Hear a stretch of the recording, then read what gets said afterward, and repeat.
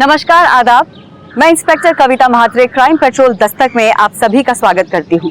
कहीं ना कहीं हम सब एक दूसरे पे निर्भर होते हैं, लेकिन हम किस पे कितना भरोसा करें ये हमारी सोच पे निर्भर करता है। कई बार हम अपनों से ज्यादा गैरों पे भरोसा करते हैं, लेकिन फिर भी हम अपने बच्चों को यही सिखाते हैं कि कभी भी किसी गैर पे भरोसा नहीं करना चाहिए, क्योंकि हम उन्हें हर खतरे से दूर रखना चाहते हैं। लेकिन अगर खतरे की दस्तक हमारी चौखट पे ही खड़ी हो और फिर भी हमें नजर ना आ रही हो, तो जिंदगी ऐसे झटके देती है कि फिर सिर्फ मलाल ही होता है। एक ऐसा ही हिला के रख देने वाला केस मेरे सामने आया, जिसमें परत दर परत ऐसे ऐसे खुलासे हुए जो बेहद ही जघन्य, विचित्र और डरावने अपराध के साक्षी थे।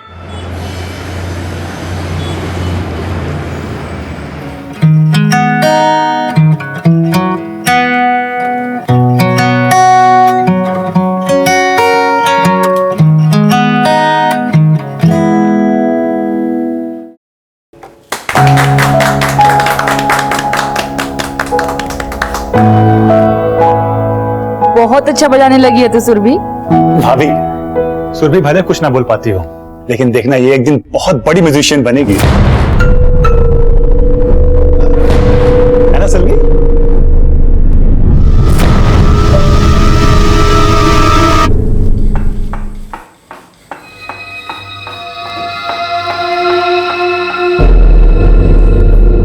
देखो शारदा, मैं तुमसे रिक्वेस्ट कर रहा हूं, तुम उस बारे में किसी से कुछ मत बताना।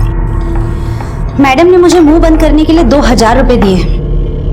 आप कितना दोगे?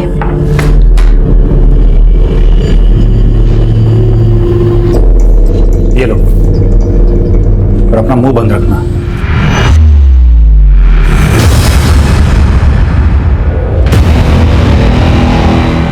सुरभि सुन, सुरभि।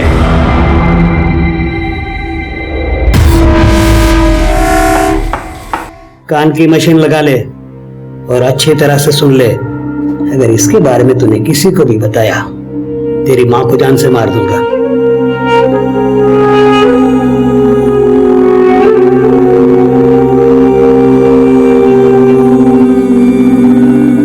अरे जा, यूनिफॉर्म चेंज कर ले, मैं खाना लगा देती हूँ।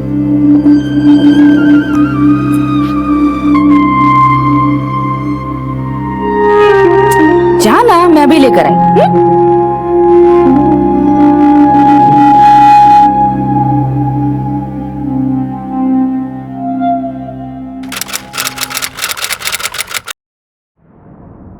एक स्ट्रिंग, दो स्ट्रिंग, तीसरी स्ट्रिंग, ओके। और ये वाली जो उंगली है ना, इसको यहाँ पे और ये उंगली यहाँ पे, ये पोजीशन। हाँ सुरभि, बेटा बजा क्यों नहीं रहे हो? तुम भूल गए क्या? रुको मैं बताता हूँ।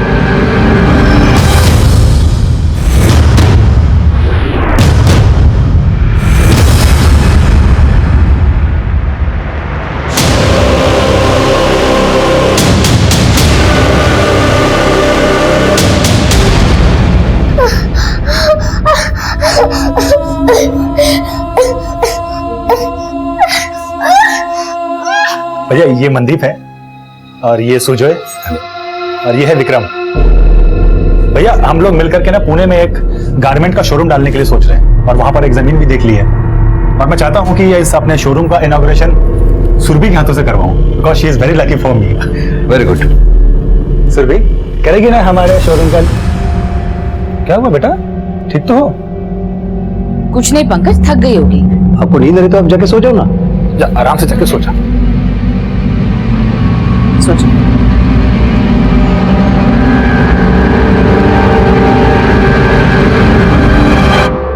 अगर इसके बारे में तूने किसी को भी बताया, तेरी मां को जान से मार दूंगा।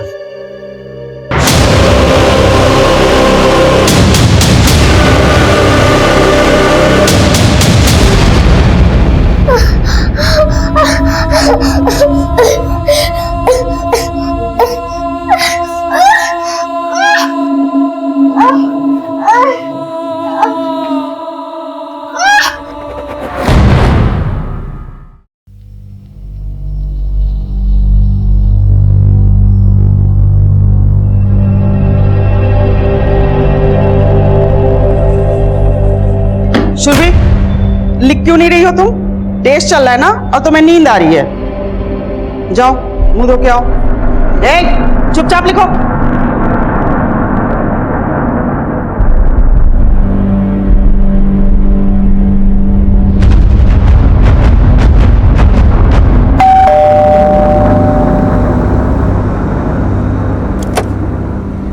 आंटी सुरभि कहाँ है? हमें खेलने जाना है। पीयू बेटा, सुरभि तो आई नहीं अभी तक स्कूल से। भैया, आपने सुरभि को देखा क्या? नहीं तो बहन जी, आपने सुरभि को देखा क्या? नहीं। शंकर भैया, आपने सुरभि को स्कूल से आते हुए देखा क्या? नहीं मैम साहब, सुरभि बिटिया को मैंने सुबह स्कूल जाते हुए तो देखा था, लेकिन स्कूल से वापस लौटी कि नहीं ये ध्यान नहीं दिया मैंने। क्यों, क्या हुआ? कुछ नहीं।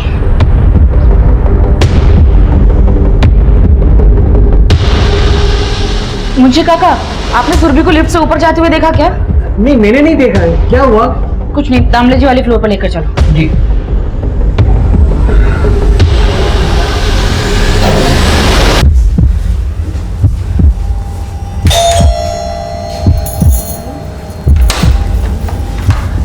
मिसेस दामले, सुरभि यहाँ आई है क्या? नहीं तो क्या हुआ?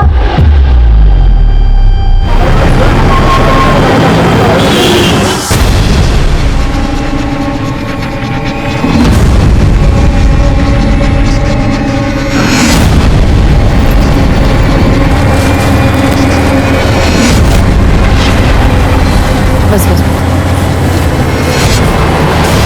ये लीजिए।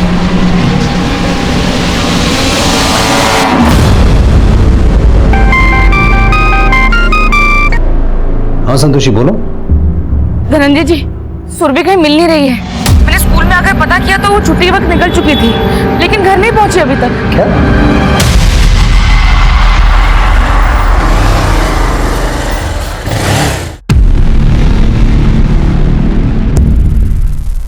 सुरभि का स्कूल कहाँ है?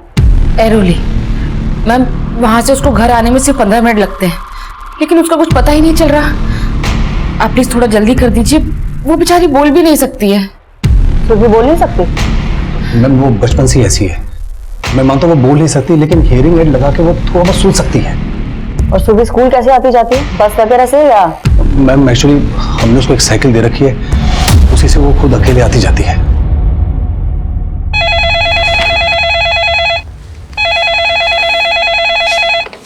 हेलो, एरोली हाईवे पे कहाँ? मैम, एरोली हाईवे के पास एक बच्चे की लाश मिली है।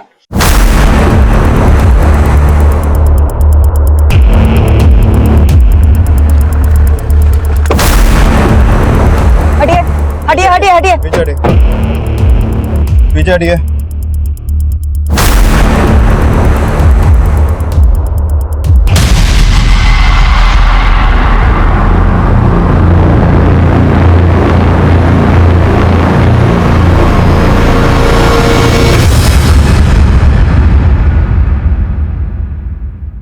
ये बच्ची सुरभि है।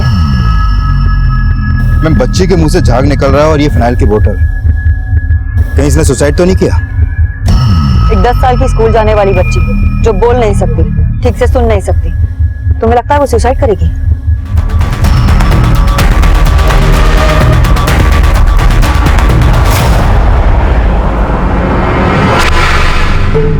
भैया मैं पुणे जाना कैंसिल करता हूँ। नहीं, तू अपना अपना काम संभाल, टेंशन मत ले। सुबह मिल जाएगी, उसे कुछ नहीं होगा।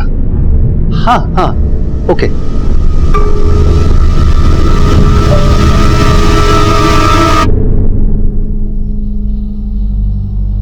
धीरज को मिल जाएगी सुरभि।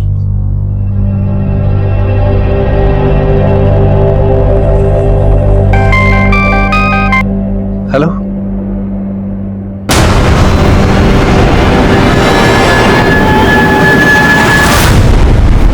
सुरभि,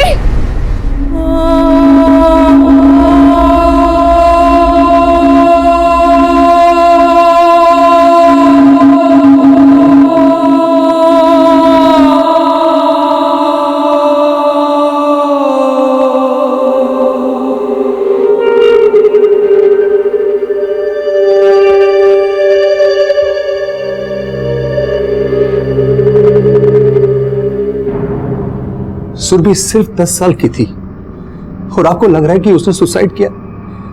सुरभि ऐसा कर ही नहीं सकती थी। देखिए, हम ये नहीं कह रहे हैं कि आपकी बेटी ने सुसाइड किया है, ये मर्डर भी हो सकता है, लेकिन अब आप हमें बताइए कि ऐसा कौन हो सकता है जो सुरभि का मर्डर करे, और वो भी इस तरह कि देखकर लगे कि उसने सुसाइड किया है। कुछ समझ में नहीं आ रहा मैम, लेकिन सुरभि कई दिन से चुप चुप रहने लगी थी।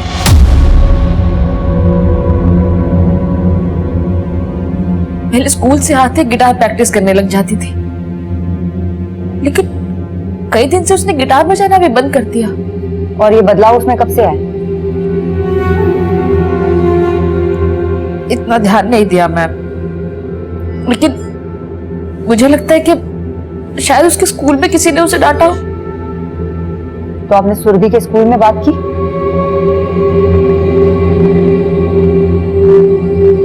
सुरभि के हाव भाव लगातार ये दस्तक दे रहे थे कि एक ऐसा दलदल था जो उसे धीरे धीरे निगलता जा रहा था। खौफ और डर उसके चेहरे पे साफ झलक रहा था, लेकिन उसकी खामोशी में छुपे खौफ की दस्तक को किसी ने महसूस नहीं किया। और अब इस दुखद अंत के बाद ये सोचना शुरू किया गया कि ऐसा क्यों हुआ, एक 10 साल की बेजुबान बच्ची के साथ ऐसा कैसे हो गया।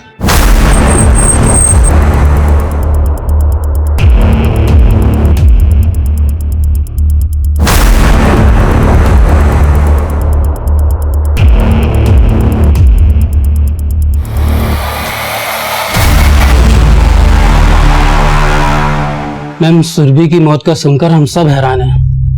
मतलब यकीन ही नहीं हो रहा है कि वो बच्ची सुसाइड भी कर सकती है। यकीन तो सुरभि के पेरेंट्स को भी नहीं हो रहा है सर। सुरभि के बारे में ऐसा कुछ है जो आप जानते हैं?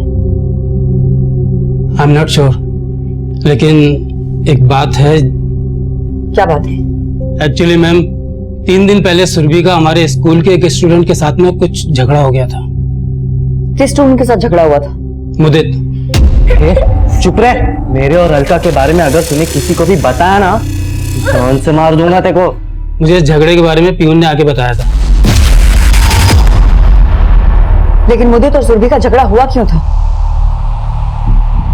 एक्चुअली मैम, शायद सुरभि ने मुदित और अलका को साथ में वो सब कुछ करते। मुदित और अलका कहाँ मिलेंगे अब? उन दोनों को तो उसी दिन मैंने रस्टिकेट कर दिया था।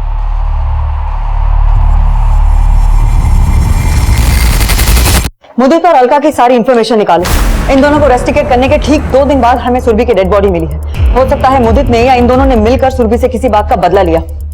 प्रकाश, स्कूल में बाकी लोगों से भी बात करो, हो सकता है हमें और भी इंफॉर्मेशन मिल जाए। Okay ma'am.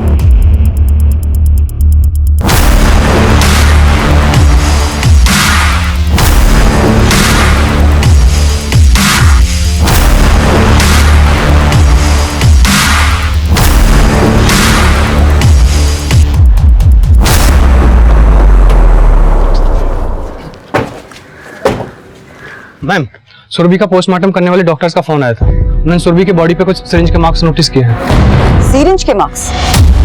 और डॉक्टरों का मानना है कि शायद इंजेक्शन के जरिए उसको जहरीली दवा या ड्रग्स दिया गया है। अभी पुलिस भी ये मान रही है कि सुरभि ने सुसाइड की। वो चाहे जो भी बोले, मैं नहीं मानती कि सुरभि सुसाइड करेगी। जो भी तक हुआ उसके लिए तूने क्या किया? मुझे मालूम था आप मेरा ही दोष निकालेंगे। वो बचपन से बोल नहीं सकती थी तो भी मेरी गलती, और आज वो हम सबको छोड़कर चली गई तो भी मेरी ही गलती। हाँ, तेरी गलती। मैं काम करता था, तू क्या करती थी? भगवान पे इतना मन लगाने का शौक था, फिर तो किसने कहा था शादी करके बच्ची पैदा करो? अब जाके तपस्या करना, सुबह आने वाली नहीं है अभी।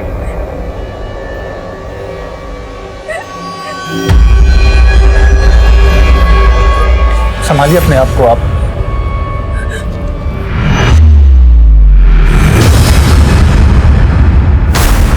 मैम, मैंने सुरभि के स्कूल के स्टूडेंट्स मुदित और अलका के बारे में पता किया। मुदित एक बिजनेस क्लास फैमिली का, जबकि अलका एक मिडिल क्लास फैमिली की, और दोनों की फोन की लोकेशन क्राइम सीन से मैच नहीं करती है। लेकिन मैम, मुझे मुदित पे शक है, क्योंकि मुदित का अलका के अलावा भी कई और लड़कियों से अफेयर है, और वो इस हद तक गिर गया है कि 18 साल की उम्र में ही उसने ड्रग्स लेना शुरू कर दिया है। ड्रग्स? उसकी संगत ऐसे लड़कों से है जिनमें सभी लोग ड्रग्स लेते हैं। सुरभि के पोस्टमार्टम डॉक्टर ने बोला कि उसकी बॉडी के ऊपर कई सिरिंज के मार्क्स मिले और ये मुझे ड्रग्स लेता था और इसके कई अफेयर भी थे। तो कहीं ऐसा तो नहीं कि ये सुरभि को ड्रग्स इंजेक्ट करके उसको मोलेस्ट करता हो?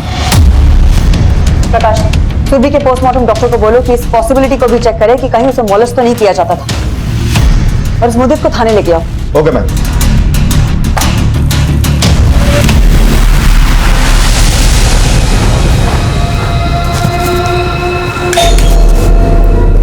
सुन, मालिक जैसा बोले वैसा ही करना, समझी ना?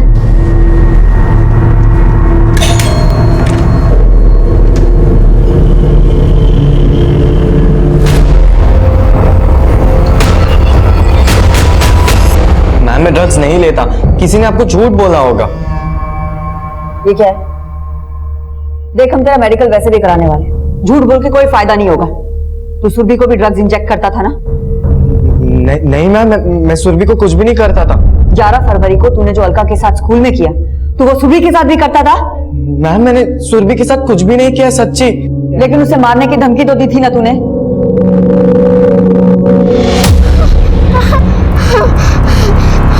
क्या कर रही है? हाँ?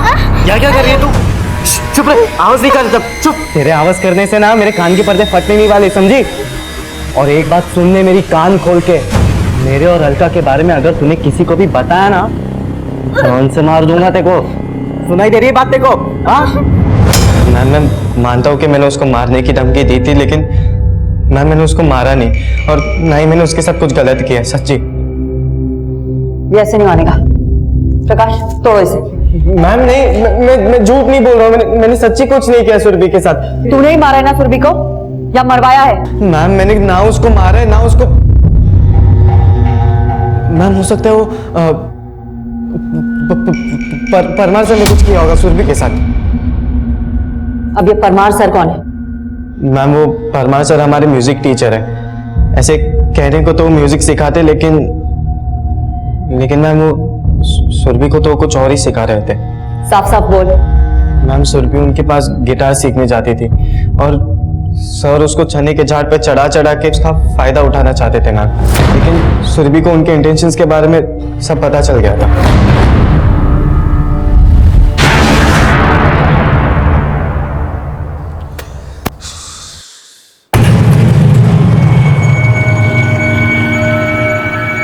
गंगा, ए गंगा, इधर आना। गंगा,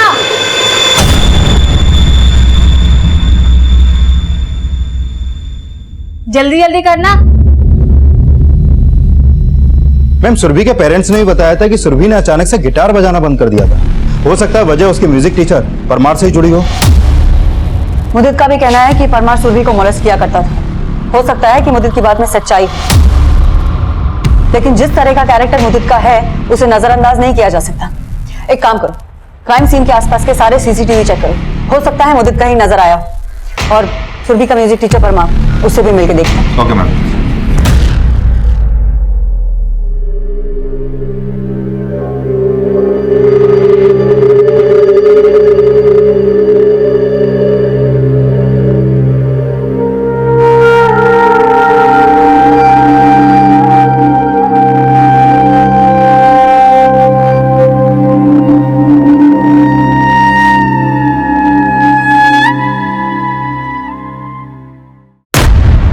सुरभि बहुत ही हंसमुख और ब्राइट बच्ची थी, और ऐसे बच्चों में म्यूजिक तो गॉड गिफ्टेड होता है। मैं उसे जो भी बताता था वो तुरंत कैच कर लेती थी।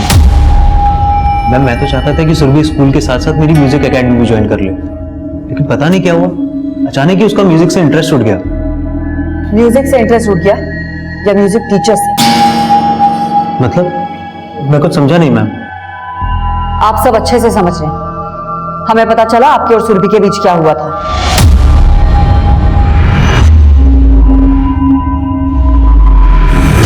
नहीं मैम, आपको भी गलतफहमी हो गई है। सुरभि को मुझसे कोई प्रॉब्लम नहीं थी, बल्कि उसके अंदर ही कोई प्रॉब्लम चल रही थी। सुरभि बेटा क्या बात है, बोलो ना। मैम वो बच्ची बोल नहीं पाती थी, ऐसे में कोई कैसे समझता है कि उसके अंदर क्या चल रहा है? लेकिन मैम कुछ तो था और इसीलिए वो ऐसे रिएक्ट करने लगी थी। सर, सुरभि का पढ़ाई से दिमाग भी हट गया था और मैंने कई बार नोटिस किया था कि वो क्लास में बैठे बैठे झपकियां लेती रहती थी। ऐसा लगता था जैसे वो रातों में सो ही नहीं पाती है। परेशानी ये नहीं थी कि सुरभि अपनी तकलीफों को शब्द नहीं दे सकती थी। परेशानी ये थी कि सबको उसकी तकलीफें नजर तो आ रही थी, लेकिन किसी ने भी आगे बढ़कर उसकी असल वजह जानने की कोशिश ही नहीं की। जो गलतियां सुरभि के परिवार से हुई, वही गलतियां सुरभि के स्कूल वालों ने भी की और वही गलतियां सुरभि के आस पड़ोस वालों ने भी दोहराई। गलत कोई एक नहीं था, गलत कई थे और सुरभि के गुनहगार तो इतने कि उंगली पे गिनती कम पड़ जाए। और अब सुरभि से जुड़ा हर एक शख्स हमारे शक के घेरे में था।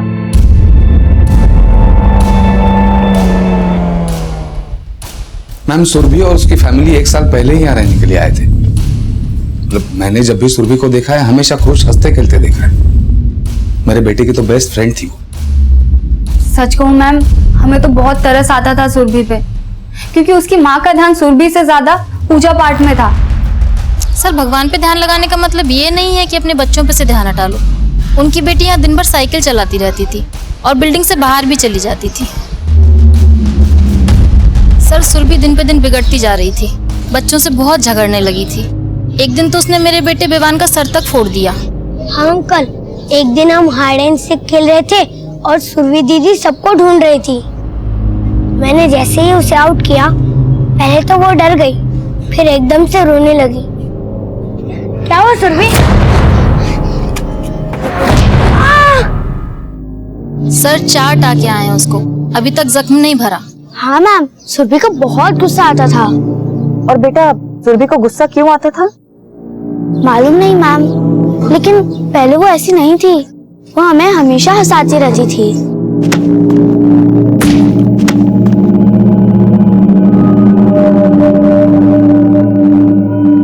सुरभि जो इशारे करती थी वो मुझे समझ में आ जाते थे, लेकिन फिर वो गुस्सा करती थी और फिर एकदम से रोने लग जाती थी।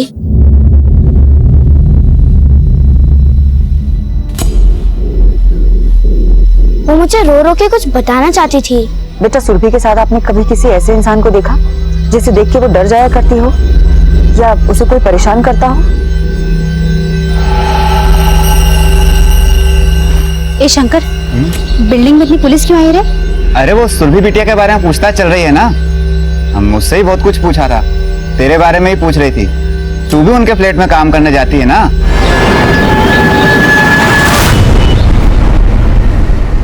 सुरभि के स्कूल के ही नहीं, आपके अड़ोस पड़ोस के लोगों का भी यही कहना है कि आपका ध्यान ही नहीं था आपकी बच्ची पे। कहीं आप ही लोग तो वजह नहीं है उसकी परेशानी की? मैम, कैसी बात कर रही हैं आप? हमारी बेटी थी वो, किसी चीज के लिए हमने कभी उसको रोका टोका नहीं। रोक टोक करने के लिए भी ध्यान देने की जरूरत होती, और हमें तो लग रहा है कि आप लोगों के पास उसका दर्द समझने तक की फुर्सत नहीं थी। मैम, ऐसा कुछ नहीं है, हम सब उसको समझते थे। और पड़ोस वालों को क्या पता कि सुरभि क्या थी भैया भाभी के लिए? तो फिर ऐसा कौन था जिसको सुरभि से प्रॉब्लम थी? कौन मार सकता है उसको?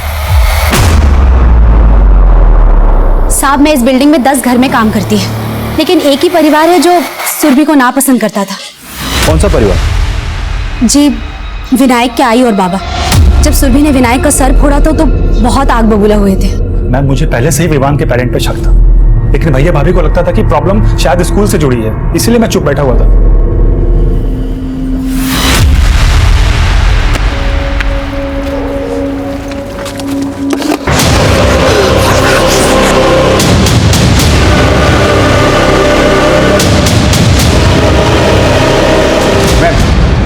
ये सुरभि की पोस्टमार्टम रिपोर्ट। इस रिपोर्ट के मुताबिक सुरभि की मौत फिनाइल का जहर पीने से हुई है। और इस रिपोर्ट में एक चौंकाने वाली बात यह भी सामने आई है कि सुरभि को पिछले काफी टाइम से मोलेस्ट भी किया जा रहा था। और उसकी बॉडी पर जो सिरिंज के मार्क्स हैं वो भी काफी पुराने हैं। डॉक्टर्स का मानना यह है कि सुरभि को मोलेस्ट करने के पर्पज से उसको ड्रग्स इंजेक्ट किया जाता था ताकि वो दर्द सहन कर सके।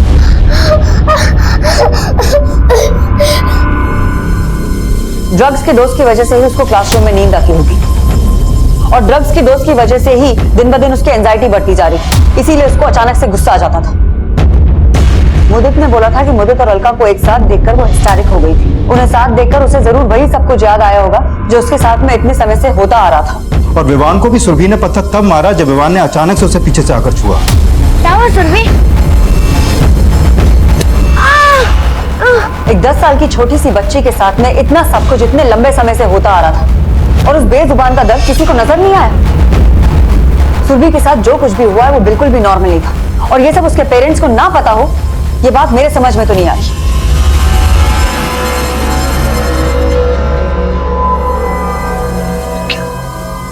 सुरभि के साथ मोलेस्ट? मैम ये जी हाँ, ऐसा ही है। सुरभि को मोलेस्ट किया जा रहा था, वो भी काफी लंबे समय से। क्या आप लोगों को वाकई कुछ नहीं पता? संतोषी जी, मैं आपसे अकेले में कुछ बात करना चाहती हूँ।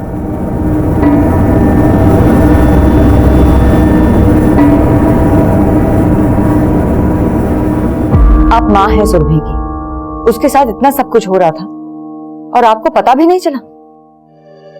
आप सही कह रही हैं मैम, सब मेरी गलती है। मैं कैसे नहीं समझ पाई उसको? देखिए, आप तब नहीं समझ पाई, लेकिन क्या अब आपको किसी पर शक है?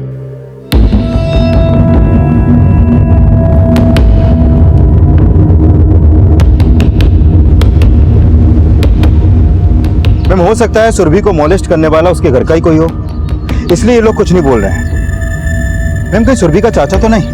सुरभि का चाचा, आस पड़ोस या स्कूल, ये कहीं से भी जुड़ा हुआ हो सकता है। और ये भी हो सकता है कि उसी ने सुरभि का मर्डर किया हो और ये दिखाने की कोशिश करी हो कि सुरभि ने सुसाइड किया है।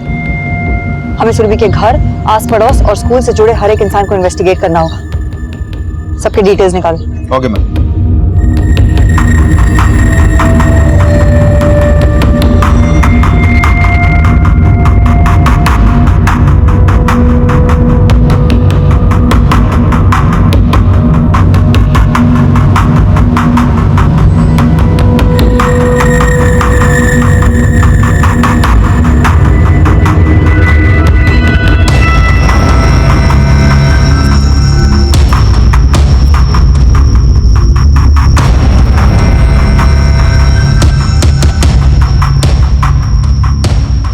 मैम साहब, मेरा सारा काम हो गया, मैं जाऊं?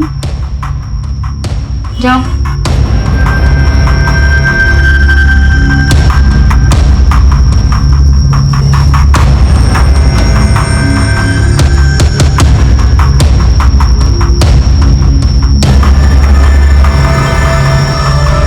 ए लड़की, गंगा, गंगा सुन, इधर इधर सुन, इधर तो गंगा, गंगा, गंगा। मैम सुरभि जिस बिल्डिंग में रहती थी, मैंने वहां रहने वाले सभी लोगों के फोन नंबर्स और डिटेल्स ले लिए हैं। उस बिल्डिंग में टोटल 150 फ्लैट्स हैं, जिसमें से सिर्फ 25 फ्लैट्स ही ऑक्यूपाइड हैं। सुरभि को साइकिल चलाने का शौक था और 100% वो अपनी सोसाइटी के बाहर भी साइकिल लेके जाती होगी। आसपास की बिल्डिंग्स में भी उसका आना जाना होगा। उसको जानने वाले हर लोगों के बारे में पता करो। Okay ma'am.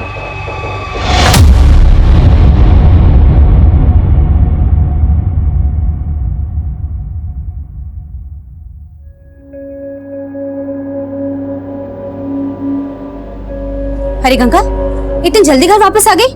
4 घर का काम था ना, सारा हो गया? हाँ? आई, मेरी तबीयत खराब थी।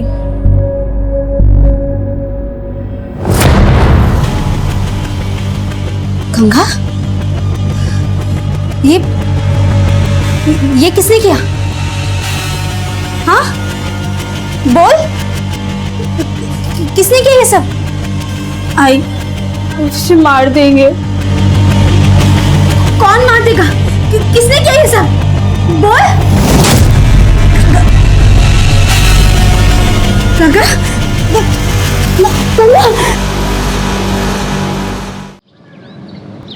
मैंने मुदित और परमार के अलावा सुरभि के स्कूल और बिल्डिंग से जुड़े सभी लोगों के कॉल रिकॉर्ड चेक किए, लेकिन किसी की भी फोन लोकेशन क्राइम सीन से मैच नहीं करती है। और मैंने क्राइम सीन के आसपास की भी सीसीटीवी फुटेज चेक किया। मैम सुरभि की लाश हमें जिस जगह मिली थी, वो जगह यहाँ से सिर्फ आधा किलोमीटर दूर है। हाँ, लेकिन ये भी तो हो सकता है कि वो सुरभि के पीछे किसी और जगह से गया। और जानबूझ के अपना फोन भी ना लेके गया। पॉसिबल है मैम, जब मैं सबके कॉल रिकॉर्ड चेक कर रहा था तो उसमें एक बात सामने आई। सुरभि के चाचा पंकज और मिसेस दामले के बीच फोन पर अक्सर बातें होती थी जैसे उन दोनों का अफेयर चल रहा हो। हाँ, लेकिन सुरभि का मोलेस्टेशन और इन दोनों का अफेयर, इन दोनों का क्या कनेक्शन हो सकता है? मैम, एरोली हॉस्पिटल से फोन था, वहाँ एक 15 साल की लड़की का रेप केस सामने आया है। मैम, उस लड़की का नाम गंगा है और वो शारदा की बेटी है। पहले सुरभि का मोलेस्टेशन और अब गंगा का रेप, और ये दोनों ही बच्चियां एक ही एरिया को बिलोंग करती है। हो ना हो कोई एक ही है जो इन बच्चियों को मोलेस्ट कर रहा है।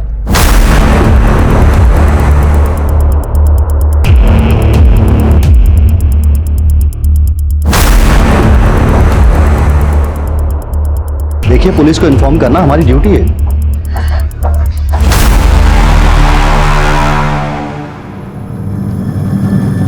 मैम, गंगा की कंडीशन देख के लगता है कि उसके साथ गैंग रेप हुआ है।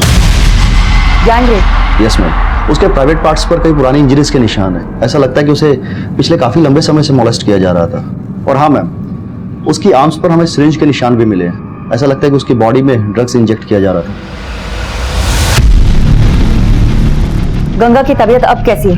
हम मिल सकते हैं उससे? देखिए, अभी तो वो ट्रॉमा में है और मेरे ख्याल से उससे अभी कुछ भी पूछना ठीक नहीं है। मैडम जी, मेरे को नहीं मालूम था कि इतने समय से गंगा के साथ गलत हो रहा है। देखिए, गंगा के साथ बहुत लंबे समय से रेप हो रहा था। आपको क्या लगता है जहां वो काम करती है, कहां काम करती है? रंजना मैडम के यहाँ, पीयू और दामले मैडम के यहाँ, और पहले सुरभि के यहाँ भी काम करती थी, लेकिन मैंने बंद करवा दिया था। क्यों? क्योंकि सुरभि का चाचा। सुरभि के चाचा क्या? रुकिए गई, आप बताइए। वो दरअसल मैडम पंकज और दामले मैडम के बीच में चक्कर था। इसके लिए मैंने काम बंद कराया था, और जब मैंने गंगा से नाम पूछा तो उसने किसी का नाम भी नहीं बताया, और उसने मुझे कहा कि अगर वो किसी का नाम बताएगी तो वो मुझे जान से मार देगा।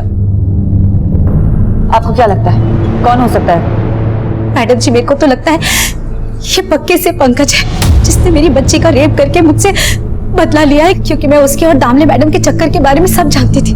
आपको क्या लगता है शारदा, पंकज का सिर्फ मिसेस दामले के साथ अफेयर था या सुरभि? हो सकता है मैडम, जिसने मेरी बच्ची को नहीं छोड़ा उसने अपनी भतीजी को भी नहीं छोड़ा होगा। पंकज और मिसेस दामले को थाने लेके आओ, और उस बिल्डिंग में गंगा जिन जिन के घर काम करती थी उन सब के बारे में एक बार फिर से पता करो। डॉक्टर ने कहा है कि गंगा का गैंग रेप हुआ है। वो एक नहीं है, उस एक से जुड़े कई और भी हैं। और हमें उन सब का पता लगाना है। Okay ma'am. मैं मानता हूं कि मेरा और मिसेस दामले का अफेयर था। गंगा की मां ने तुझ पे शक जताया है कि तूने उसकी बेटी का रेप किया है। मैम, ये क्या बोल रही हैं आप? अरे मैं क्यों रेप करूंगा उसकी बेटी का? सर, वो शारदा कुछ भी बोल रही है। वो तो खुद मुझे और पंकज को ब्लैकमेल करती थी। ब्लैकमेल? हाँ सर, वो मुझसे और पंकज से पैसे मांगती थी, क्योंकि उसने मुझे और पंकज को साथ में देख लिया था। सर, पंकज ने ना सुरभि के साथ कुछ गलत किया है और ना ही गंगा के साथ। ऐसा भी तो हो सकता है कि शारदा की तरह सुरभि को भी तेरे और मिसेस दामले के अफेयर के बारे में पता चल गया हो, और उसे खामोश करने के लिए तूने उसे ड्रग्स देने शुरू कर दिए, और फिर उसको मोलेस्ट किया, और फिर जहर देके उसको मार डाला, और इन सब में तेरे दोस्त भी तेरे साथ शामिल थे। क्यों? मैम, आप बिल्कुल गलत समझ रही हैं। अरे मैंने ऐसा कुछ भी नहीं किया है। हो सकता है उस गंगा का रेप उस दामले ने किया हो, क्योंकि उसकी ही बुरी नजर थी उस पर। हाँ सर, मैंने उसे खुद कई बार गंगा पे नजर रखते हुए देखा था। हो सकता है उसकी सुरभि पे भी बुरी नजर हो। मैम, मैंने सुरभि के साथ कुछ नहीं किया, ना गंगा के साथ। मैं तो गंगा से यह पूछने की कोशिश कर रहा था कि जब मैं घर पे ना रहूं तो पंकज, मतलब ये सुरभि का चाचा, मेरे घर पे आता है क्या? मैं गलत नहीं हूं, मैं पंकज गलत है। अब तो गंगा ही बताएगी कि वो पंकज था या दामले। जो भी हैं वो अकेले नहीं, उनसे जुड़े और भी लोग हैं।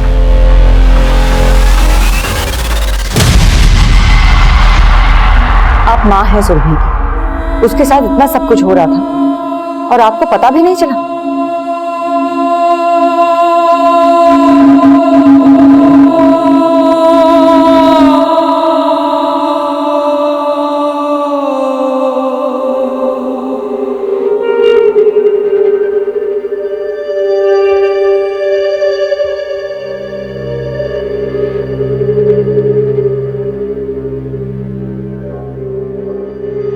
मुझे माफ कर देना सुरभि,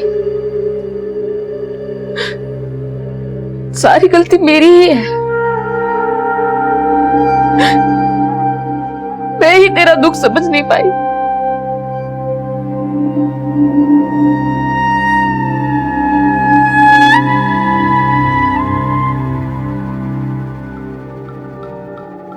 डरो मत गंगा, हमें बताओ कौन थे वो लोग जिन्होंने आपके साथ ये सब किया।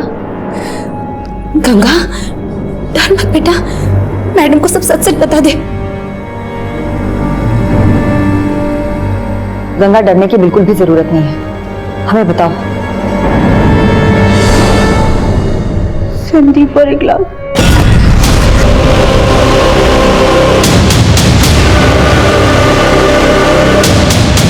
तेरे ऐसे वीडियो ना हमारे पास बहुत से हैं, अगर किसी से बोला ना तो इंटरनेट पे डाल दूंगा।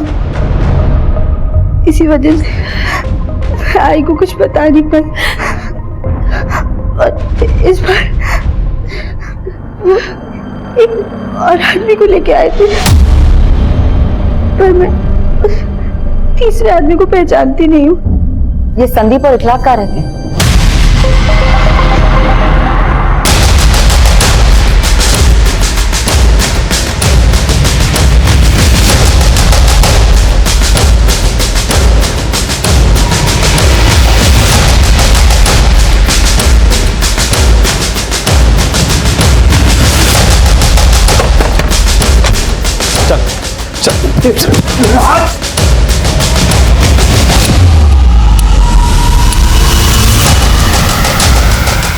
मैम संदीप गायब है, उसका फोन नंबर मिला है लेकिन उसका फोन भी बंद है और घर भी। लेकिन इखलाक पकड़ा गया है, वही बताएगा संदीप कहाँ है, उनके साथ में वो तीसरा आदमी कौन था। रुक जा, चल बोल, बता सब कुछ। मैम वो विशंबर ही था, और संदीप के बारे में मुझे मालूम नहीं। नहीं मालूम तुझे? हाँ नहीं मालूम? ये ऐसे नहीं बोलेगा, और मारो उसको।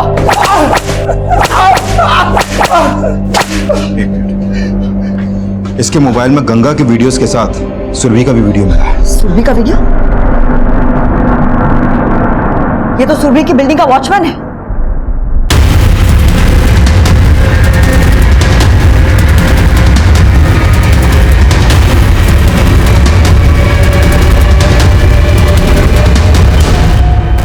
मैम इसमें सुरभि की और भी वीडियोस है।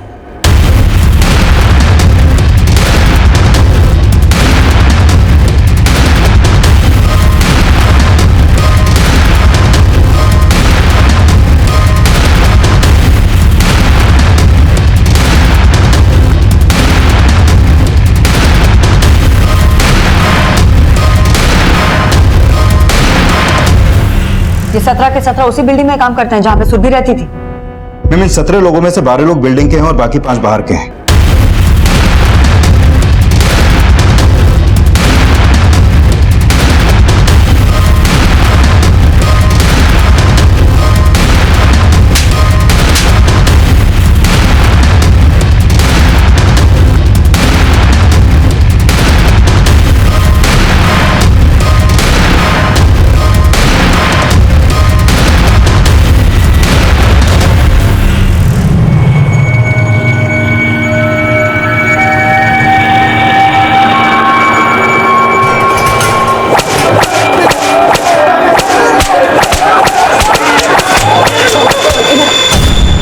कब से कर रहे थे इतनी छोटी बच्चे के साथ में ये सब, और किसने शुरू किया तुम में से? हाँ मैम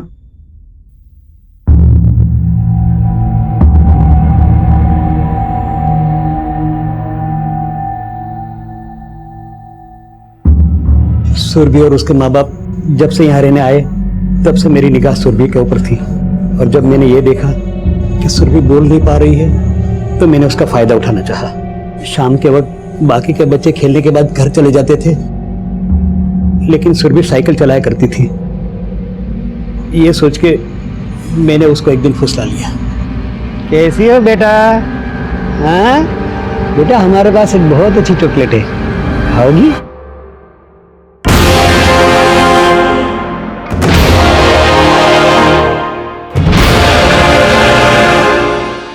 फिर मैं उसके साथ वो सब करने लगा। कान की मशीन लगा ले, और अच्छी तरह से सुन ले, अगर इसके बारे में तूने किसी को भी बताया, तेरी मां को जान से मार दूंगा। लेकिन एक दिन शंकर ने मुझे देख लिया और वो भी शामिल हो गया। फिर तो उसके साथ उसके दोस्त रमाकांत, देसाई, विश्वास, वो सब भी आने लगे। फिर शंकर ने हमको आइडिया दिया कि हम लड़की को ड्रग्स देंगे जिससे वो ठंडी पड़ जाए।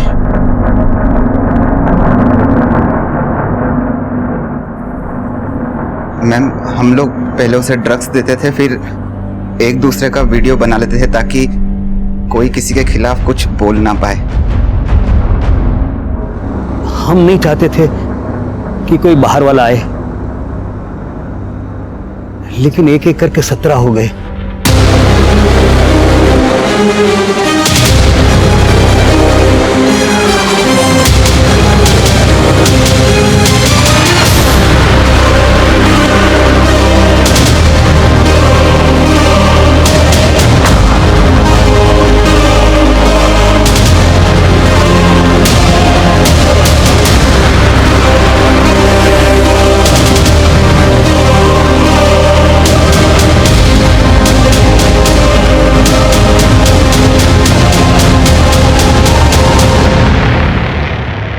हम बार बार उसको ड्रग्स देते रहते थे और फिर वो पगलाने लगी थी।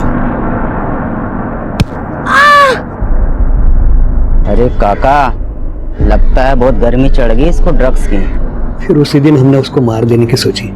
रमाकांत और विश्वा उसके स्कूल से घर वाले रास्ते की तरफ गए।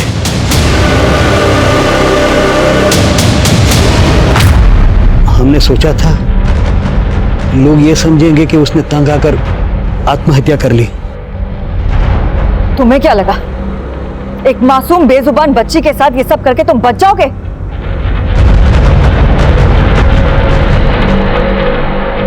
मैडम जी, मैं आपका दुख समझ सकती हूँ कि आप पे क्या गुजर रही है। मेरी गंगा तो बोल सकती है, लेकिन फिर भी मैं उसका दुख नहीं समझ पाई, उससे बात नहीं कर पाई। और सुरभि बिटिया तो शारदा, माँ वो होती है जो अपने बच्चों की खामोशी भी समझ जाए। तू खुद को कोस के तसल्ली कर सकती है, क्योंकि तेरी बेटी अब भी तेरी आंखों के सामने है। लेकिन मैं कभी खुद को माफ नहीं कर पाऊंगी, कभी माफ नहीं कर पाऊंगी।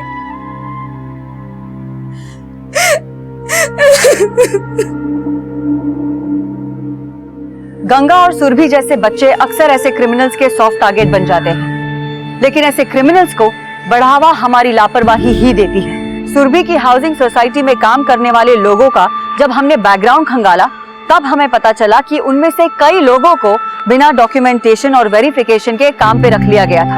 ये इतनी बड़ी लापरवाही थी कि ऐसे लोगों को काम पे रख लिया गया था जो कहने को तो सोसाइटी के रक्षक थे, लेकिन भक्षक बन के सामने आए। 17 लोग एक ऐसी बच्ची का शोषण कर रहे थे जिसकी सिसकियों में भी आवाज नहीं थी। 1-2 दिन नहीं, पूरे 2 महीने तक सुरभि की आप बीती इस अपराध की दस्तक देती रही, लेकिन इस दस्तक को नजरअंदाज कर दिया गया और एक मासूम बेजुबान बच्ची हमेशा हमेशा के लिए खामोश हो गई। अब मैं आपसे इजाजत लेती हूँ, फिर मिलेंगे एक और नए केस के साथ अगले एपिसोड में। तब तक देखते रहिए क्राइम पेट्रोल दस्तक, क्योंकि मकसद बताना नहीं, बचाना है। नमस्कार।